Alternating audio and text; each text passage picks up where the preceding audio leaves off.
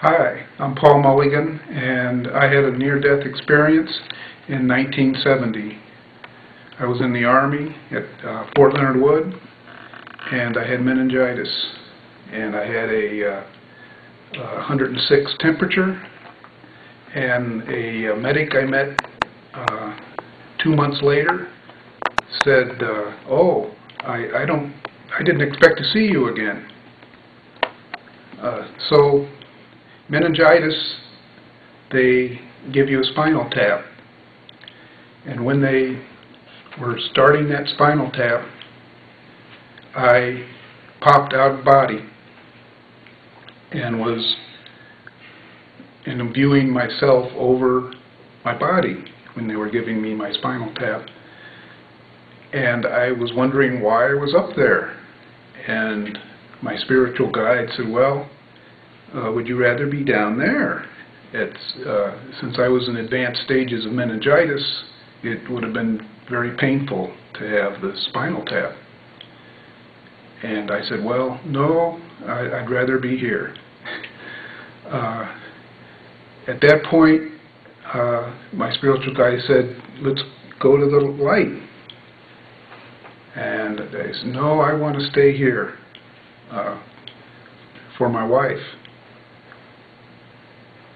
So once again, "Do you want to go?" I said, "No, no." He says, "Well, okay, we'll have to go this way." So we went through a void, and at some point I said, "Where are we going?" He says, "No, we have to go through here." And it became very unpleasant, and so my spiritual guide said, "Okay, to get out of here, you need to pray." So I had to pray very hard, and then I found myself in the tunnel and approaching the light. And what I saw going up to the light was Mary and Jesus. I was 20 years old at the time. But when I reached the light, it was just, that's what it was light. And I had a life review, and during that life review, I was told that I felt too guilty about some of the things that had happened, because I was carrying around a lot of shame because of my childhood. So I said, "Well, what had happened?" And because I didn't have a memory of what had happened at that point. And the light said, "Well, you will work your way through that. Don't worry." I said, "Well, what? Why am I guilty? What happened?" And the light said, "Well, you'll work your way through that." And while I was in the light, I was being healed. And then I was in a dark, velvety, purpley light taken there. And because I was in that light, again, I was being healed. And while I was in that light, I was asked, "Do you have any questions?" And of course, I said no, but my first question wasn't answered. So they said, "Well, you sure you don't have any questions?" I said, "No, you didn't answer my first question." And so while I was in the dark purpley light, I was shown a soul who had died, so I didn't see a physical form at all. And I was told, "I would like you to take the message back to his sister that he is fine." And I said, "Well, how do I tell?"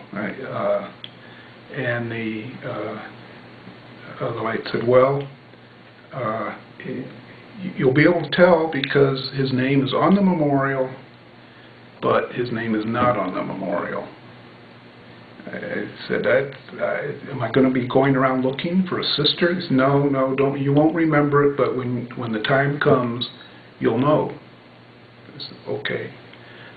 I did not. I wanted to return. I was given the choice. I wanted to go back to my wife, and I and I was told I always have to love her. And so I said, well, why? Why would I not love her? He says, well, you'll always have to love her. I wonder if you got a divorce. I said, why would I get a divorce? And I said, well, just, can you say that you'll always love her? And I said, yes. So at that point, I went back into my body and was in a coma for 3 days. Subsequent, that was in 1970. Subsequent to that, in 1994, approximately, I was at work where I had visited in Chicago, Illinois, and on the table of one of the people who had trained me before I went into Washington, D.C., was a picture of the Vietnam Memorial. And so I said, oh, the Vietnam Memorial. And the lady said, well, no, not really. This is the Illinois model of the Vietnam Memorial.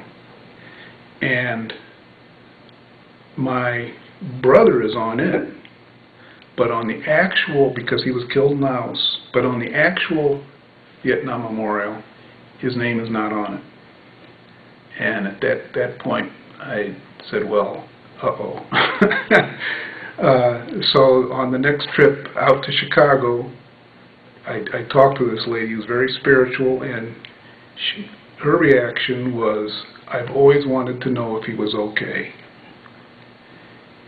And so I completed my